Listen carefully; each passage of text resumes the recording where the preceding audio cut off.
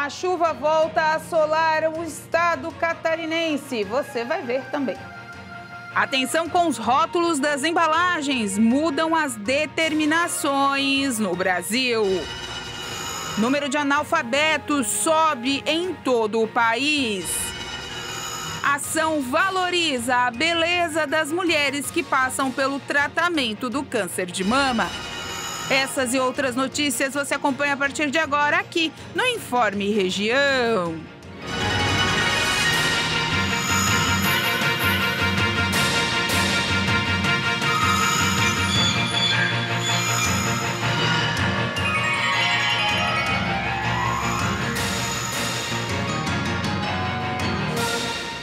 Uma da tarde, mais 16 minutos, chegando com o nosso Informe Região desta quinta-feira, pré-feriado, e que a chuva voltou para Santa Catarina, pelo menos aqui em Criciúma, sede da TV Primavera. Nesse momento já está chovendo, a temperatura caiu bastante, estamos na casa dos 18 graus, amanheceu por 16, chegou aos 24, agora já caiu novamente. A Defesa Civil já lançou os alertas via SMS de possíveis vendavais, quedas de granizo e chuvas fortes e tempestades em todo o estado. Aqui na região também não vai ser diferente, a gente já está de olho aí nessa situação, porque a Defesa Civil já informou que o final de semana e o feriado, principalmente amanhã, quinta-feira, é feriado, vai ser de muita chuva novamente aqui no estado. Então, quinta-feira com chuva, sexta-feira com chuva, e essa previsão deve seguir até a próxima semana, lá para quarta, quinta-feira, vindo bastante água por aí. Então, deixa aquele recado. A Defesa Civil e o Corpo de Bombeiros são os caminhos certos para você aí fazer qualquer tipo de pedido de socorro. Não se aventure. Uma pesquisa inédita revelou que os brasileiros mais pobres são aqueles que mais temem ocorrências de eventos climáticos extremos em suas cidades. De acordo com o levantamento, 70% das pessoas são classe D e E e afirmam se sentirem inseguras em relação a desastres provocados por fatores climáticos. Dentre os pesquisados, 56% se encontram nas classes A e B. Entre moradores de periferias, esse índice é de 63%. A desigualdade social também é evidenciada na percepção da sociedade sobre quem são os mais afetados pelos eventos extremos. 62% reconhecem que são as pessoas em maior situação de vulnerabilidade as mais atingidas. A pesquisa ainda mostra que os brasileiros confiam pouco na capacidade das prefeituras locais em prevenir ou reduzir o impacto de desastres como enchentes ou deslizamentos de terra. A desconfiança, segundo o IPEC, é puxada por brasileiros de 25 a 34 anos, com 72%. O recorte por raça, por sua vez, mostra que 72% das pessoas pretas confiam pouco ou nada nas prefeituras, enquanto entre brancos a proporção é de 63%. O levantamento feito pelo IPEC a pedido do Greenpeace Brasil entre os dias 1º e 5 de setembro deste ano contou com 2.000 entrevistas presenciais realizadas em todo o território nacional. Foram ouvidas pessoas de 16 anos ou mais. O estudo, conduzido pelo IPEC, integra uma pesquisa global realizada pelo Greenpeace Internacional em 7 cidades do mundo, como São Paulo, Istambul, na Turquia, Bangalore e Delhi, na Índia, Nairobi, no Quênia, Jacarta, na Indonésia e Bogotá, na Colômbia. E após o período de chuvas intensas na região sul e sudeste, as cataratas do Iguaçu registraram um aumento na vazão. Ao meio-dia de ontem, o fluxo era de 4 vezes maior do que o normal.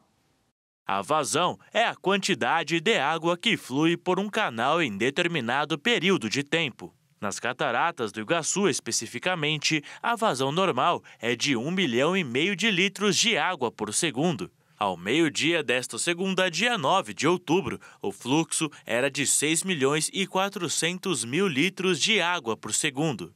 Segundo a Companhia de Saneamento do Paraná, que banha as quedas e faz a medição, a vazão pode aumentar ainda mais nos próximos dias se as chuvas continuarem. Além do fluxo nas cataratas, a Sanepar monitora hora a hora outros pontos do leito do rio. Mesmo com o aumento assustador da quantidade de água, as visitações continuam e a passarela próxima às cataratas está aberta e sem alterações. No lado argentino, a passarela que dá acesso à Garganta do Diabo foi fechada ainda no domingo. A assessoria da Margem Argentina das Quedas informou que os demais passeios, os chamados circuitos inferior e superior, bem como a trilha verde e o trem ecológico da selva, continuam funcionando normalmente. Segundo a Defesa Civil do Paraná, até ontem, 45 municípios do estado tinham sido atingidos pelos temporais, vendavais e chuvas de granizo. A estimativa do órgão é que mais de 16 mil pessoas tenham sido afetadas, sendo que dessas, 547 ficaram desalojadas. E o Brasil repatriou o primeiro grupo de brasileiros que estavam em Israel quando começaram os ataques ao país. Um novo grupo deve chegar nos próximos dias. Na madrugada desta quarta-feira, 211 brasileiros puderam sentir o alívio de chegar a seu país de origem, depois das incertezas trazidas pelo conflito entre Israel e o movimento islamita Hamas. A aeronave KC-30 da Força Aérea Brasileira aterrissou em Brasília 14 horas depois de deixar Tel Aviv. A saída foi um alívio, porque assim, todos os voos estavam sendo cancelados lá. O nosso foi cancelado desde sábado, né, quando começou a guerra. E a gente não tinha expectativa de vir embora. E aí, quando a gente foi resgatado, foi um alívio muito grande. Nós tivemos alguns momentos que nós nos sentimos assim, sem saber, sem ter uma noção de quando sairíamos daquela situação, né? E sem saber o que seria o dia de amanhã, principalmente quando começou a questão da guerra em si, né?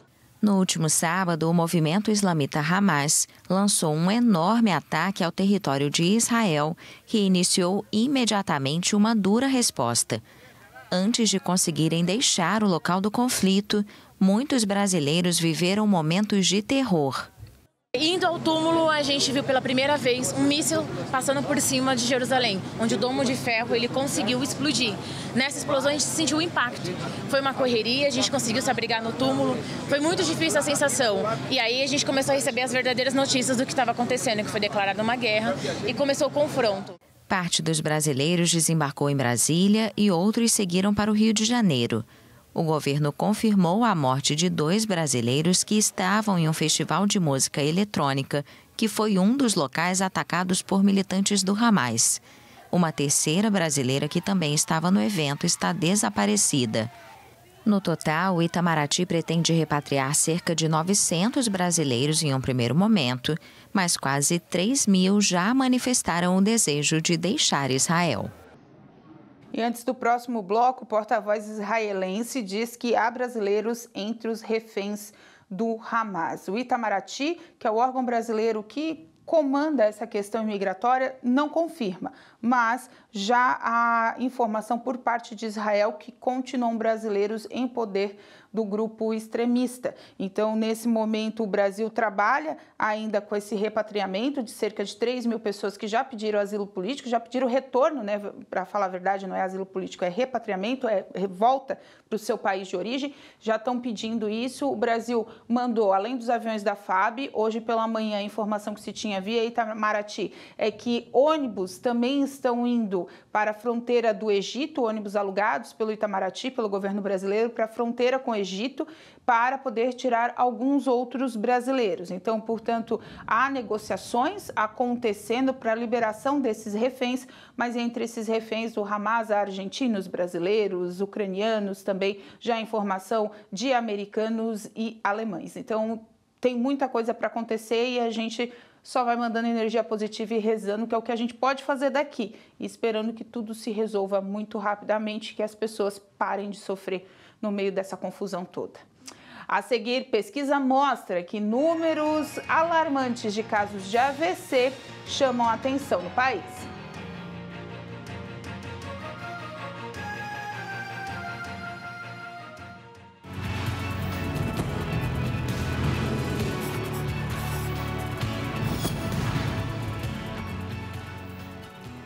Olá, minha amiga Mulher que Vence, eu me chamo Ivonete Santos, estou passando por aqui para que juntas possamos meditar na Santa Palavra de Deus, onde hoje está escrito lá no livro de Salmos, capítulo 18, versículo 29, diz assim a Santa Palavra de Deus: porque contigo entrei pelo meio de um esquadrão e com o meu Deus saltei uma muralha. Graças a Deus, minha amiga Mulher que Vence. Aqui está escrito que por meio de um esquadrão o Senhor passará com você, esquadrão de inimigos. Ali também fala da muralha, não importa o tamanho da muralha que o inimigo levantou à sua frente. Pelos olhos da fé, você já saltou essa muralha, seja ela um problema na família, depressão, uma área da saúde, não importa qual seja. Você com o Senhor Jesus, você fará proezas. Coloca teu coração na fé, no nome dele, e assim você saltará qualquer muralha que surgir na tua vida. Amém? Fica aqui meu abraço, em nome de Jesus.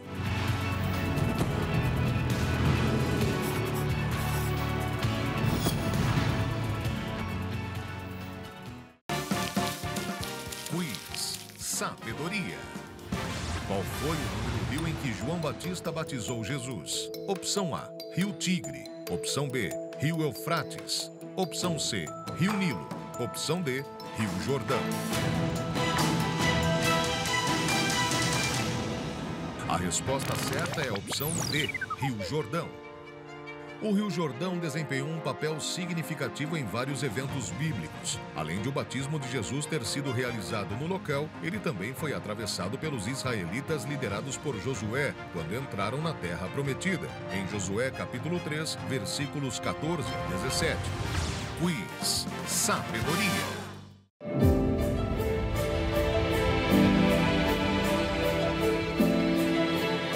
A palavra servo significa aquele que se submete, aquele que obedece à voz do seu Senhor. A palavra servo significa quem se submete, quem obedece sem questionar. Porque o servo não questiona. Principalmente o servo de Deus, ele sabe que toda a direção é para o nosso bem. Até aquilo que a gente não entende, como diz lá em Romanos 8:28, todas as coisas contribuem para o nosso bem. Então, se eu sou um servo de Deus, eu nunca posso questionar a Bíblia. Quem questiona a Bíblia é o anticristo, é o próprio diabo que questiona a Bíblia. Porque toda a palavra de Deus, ela é divinamente inspirada. Foi escrita por homens, mas todos dirigidos pelo Espírito Santo de Deus. Não existe contradição, não existe erro na Bíblia, porque o Deus que a ditou é perfeito. Mas o diabo sempre vai tentar, mas não existe, isso aí é anticristo que já está no mundo combatendo a verdade, porque ele tem medo da verdade. Porque todo aquele que conhece a verdade é liberto, passa para o lado da luz e o diabo vai perdendo, e está perdendo, e vai perder cada vez mais, porque Deus ele reina absoluto. Diga amém, irmãos.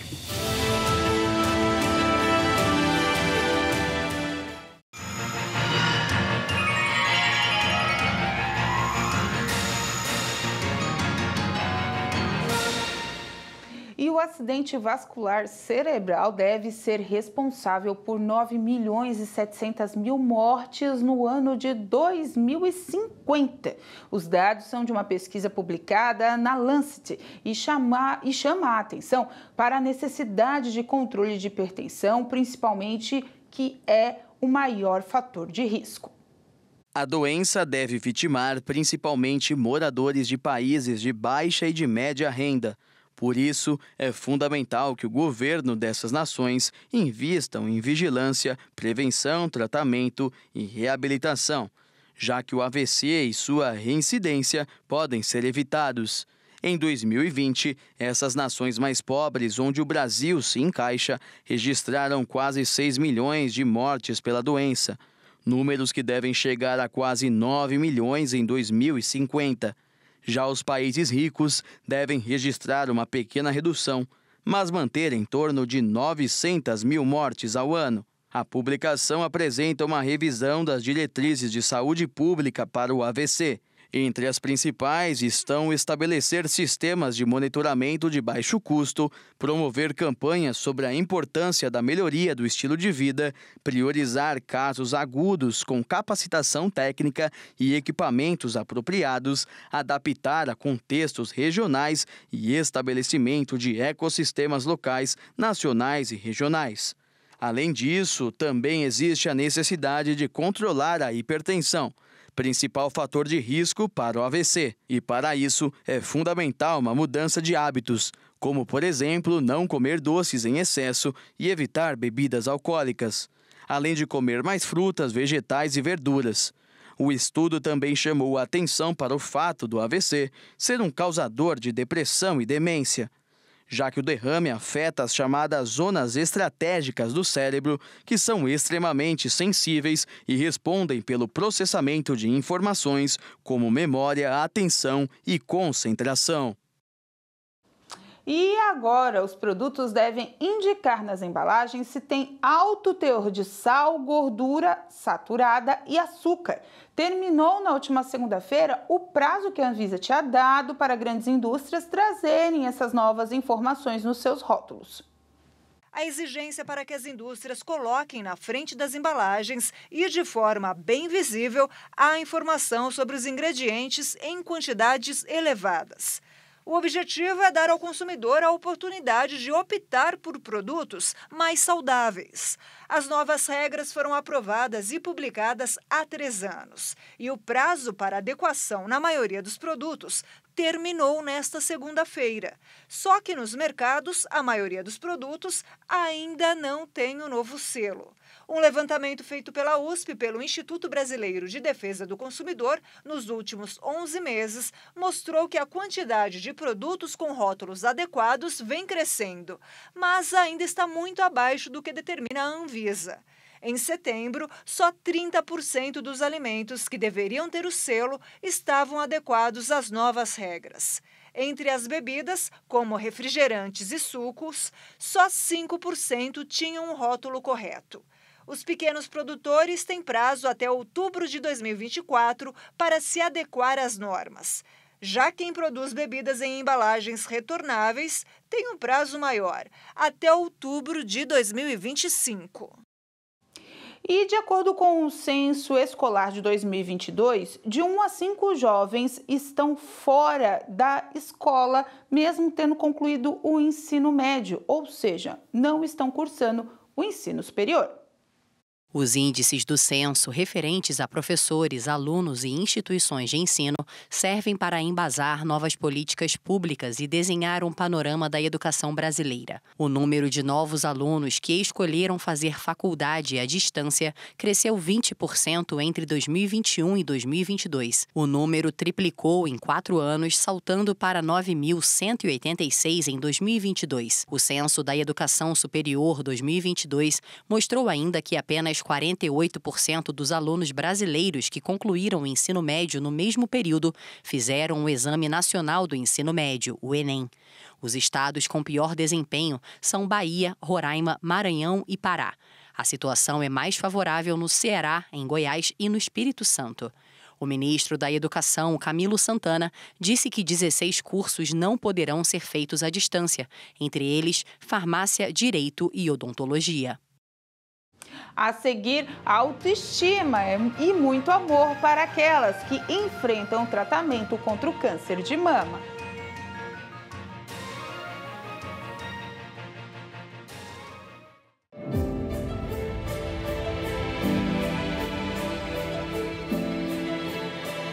Você quer ter sucesso?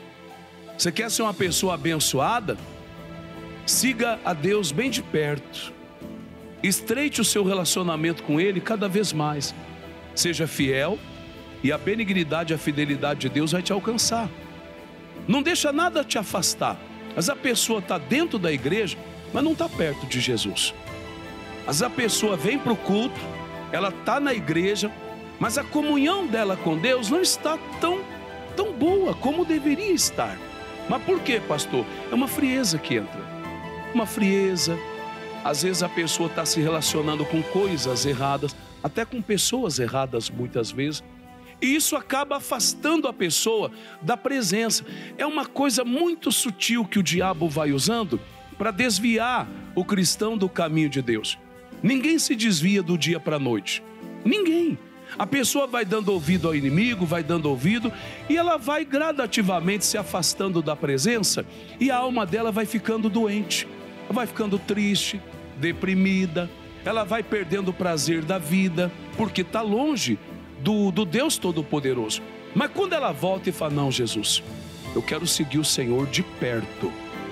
O dia da Santa Ceia é para nossa comunhão íntima com o Pai, onde a gente bebe o sangue de Jesus que perdoa os nossos pecados, onde nós comemos o corpo de Cristo que fortalece o nosso corpo. Para quê, pastor? Para a gente seguir Jesus bem de perto. Diga amém, irmãos. Bem de perto. Porque o tempo está passando, Jesus está cada vez mais próximo de voltar para buscar a igreja. Isso é fato. Isso é fato. O tempo está passando, tudo está se cumprindo. E a nossa salvação está mais perto de nós agora do que quando aceitamos a fé. É nesse tempo agora que o diabo vai fazer de tudo para nos afastar de Deus. É neste tempo agora. Mas aqueles que amam ao Senhor devem buscá-lo de todo o coração, crer na palavra, porque como foi dito, tudo vai se cumprir. Em nome de Jesus.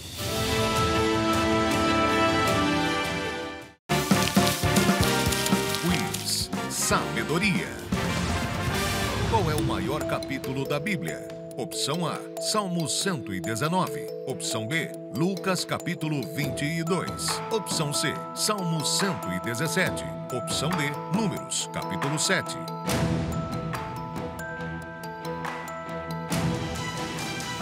Resposta correta. Opção A, Salmos 119. O Salmo 119 é o capítulo mais longo da Bíblia.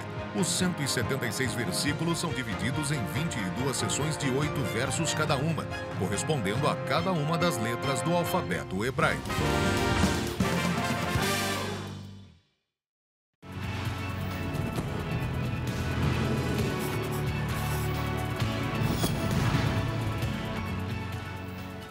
Olá, minha amiga Mulher que Vence, me chamo Ivonete Santos, estou passando por aqui para ministrar uma palavra ao teu coração.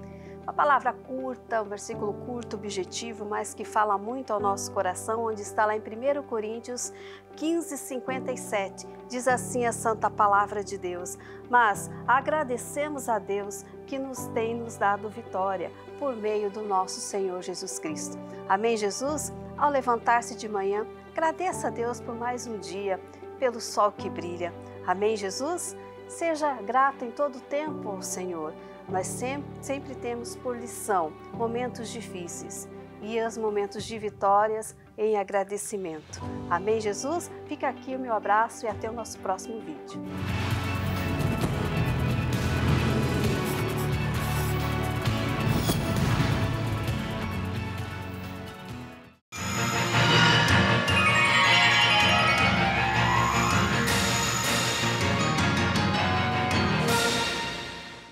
Dado preocupante. Após o período da pandemia, o número de crianças que não sabem ler e escrever quase que dobrou.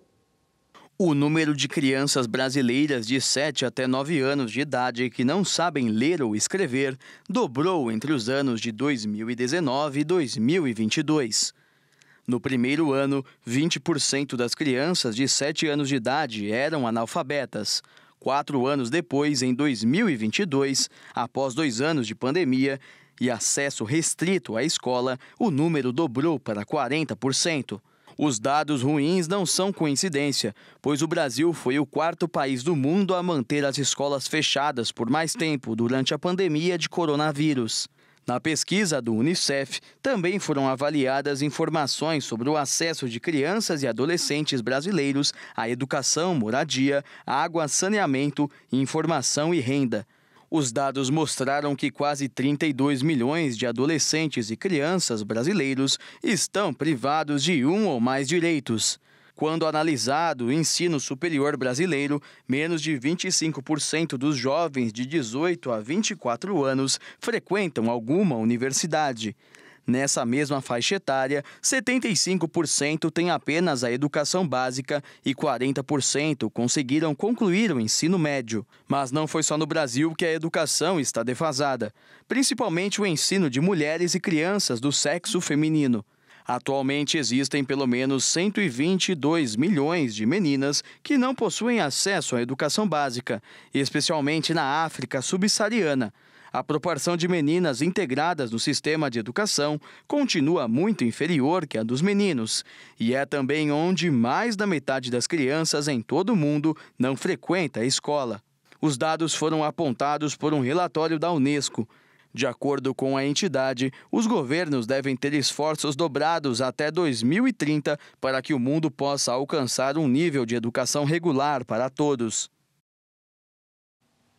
E olha só que legal! A Casa Maria Tereza promoveu seu terceiro encontro com mulheres que estão passando pelo tratamento contra o câncer de mama.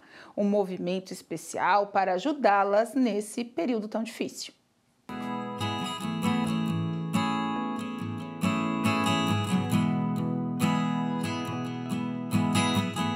Cuidado, amor e muito mais carinho. Quando uma mulher é diagnosticada com câncer de mama, além do sorriso, toda a sua beleza se apaga.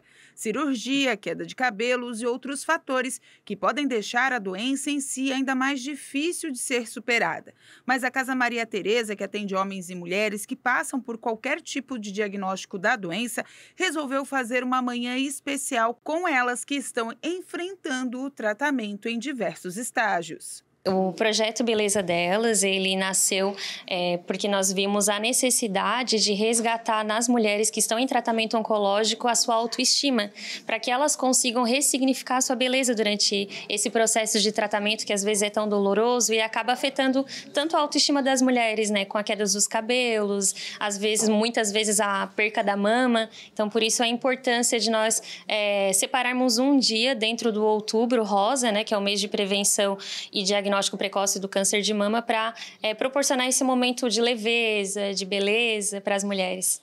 E foi mesmo, teve maquiagem, sessão de fotos e até presente, tudo para deixar mais rosa o que parecia ser um mundo totalmente sem cor.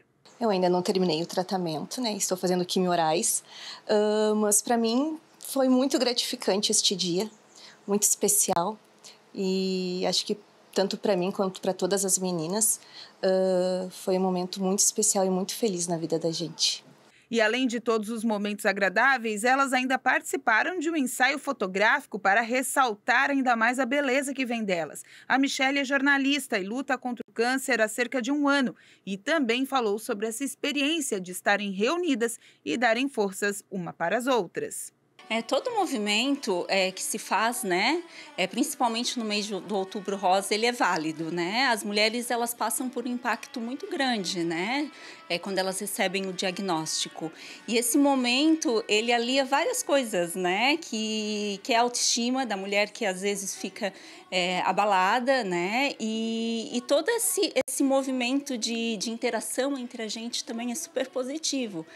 É um momento que a gente, para nós, né, foi feito para nós e a gente está aproveitando em uma manhã muito, muito positiva, com mulheres com alto astral, né? Isso é muito importante, né? A gente vê a mulher ali se maquiando, fazendo a foto, né? Isso eleva a autoestima nossa, com certeza.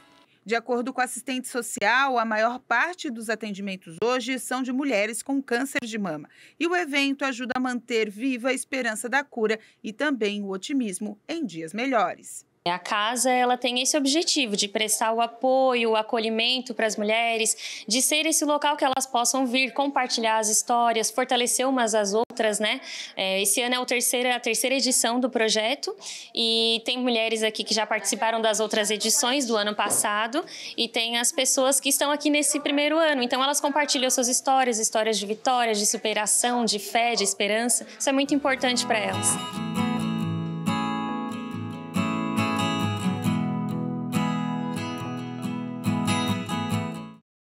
Realmente, é um momento muito importante. A Casa Maria Tereza, que fica localizada no centro de Criciúma, atende tanto mulheres quanto homens que estão passando por diversos tipos de tratamento contra os diversos tipos de câncer. Sempre está precisando também de ajuda, de assistência, porque lá eles ajudam as famílias, né? Que quando tem um parente passando pela doença, muitas vezes acomete aí a alguém ficar ajudando essa pessoa, enfim, um perde o emprego e às vezes dá uma dificuldade financeira nas casas. Então, essa comunidade ajuda bastante, né? Essa entidade ajuda bastante essas famílias, também com atenção jurídica, procura de exames, remédios, enfim. Muito boa iniciativa, a gente ficou muito feliz em ser convidado a participar.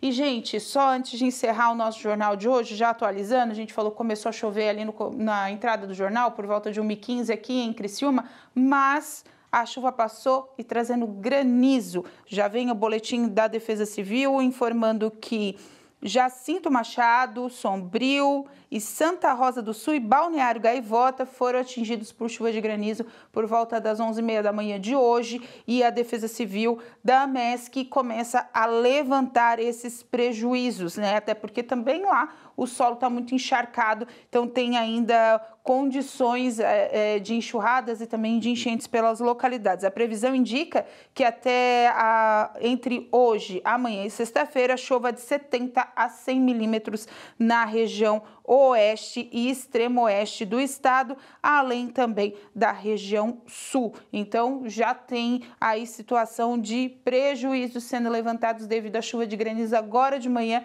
na região extremo sul do estado. E uma outra informação, a revitalização do aeroporto Dionísio Freitas, aqui no sul catarinense, saiu do papel, saiu da obra, foi feito, e hoje, mesmo sem a presença do governador Jorginho Melo, que está atuando nessa questão das chuvas em todo o estado, o aeroporto foi reinaugurado e a expectativa é até o final do ano tenham voos comerciais novamente operando no aeroporto Dionísio Freitas, em Forquilinha. E o sul do estado ficou com 2 aeroportos, o de Jaguaruna, que está sendo licitado já para ser terceirizado, e o Dionísio Freitas, em Forquilinha. Tudo isso a gente também vai acompanhar o desenrolar desses voos aqui pelo sul catarinense, como é que eles vão ser geridos, como as empresas vão fazer esse deslocamento, se fica tudo num, se fica uma empresa atendendo em uma e outra, enfim, vamos acompanhar essas negociações do governo com as empresas que fazem o transporte aéreo no país. E agora sim, com essa informação, a gente encerra o Informe Região desta quarta-feira, lembrando para você que outras notícias você acompanha também nas nossas redes sociais, @TV Primavera no Instagram e no Facebook, e também no nosso canal do YouTube, /TV Primavera Criciúma. Lembrando, as meninas carvoeiras que estão lá na Sérvia, perderam o primeiro jogo, mas ganharam o segundo hoje e ainda disputam amanhã a partir das 4 horas da manhã, horário de Brasília, mais um jogo aí com Tocantins, válido para passar para a segunda fase no Campeonato Mundial que está acontecendo na Sérvia. As meninas aqui de Criciúma, Santa Catarina, estão representando o país no futsal. Muito legal a iniciativa. Gente, às 2 horas da tarde vem a Hora da Graça para você e para sua família, e encerramos a nossa programação às 4 da tarde com a Hora da Graça de Deus. Às 2 tem o culto, às 4 tem a Hora da Graça. Um bom feriado para você, cuidado com a chuva de hoje à noite que vai vir com força, e até amanhã com mais um Informe Região. Tchau!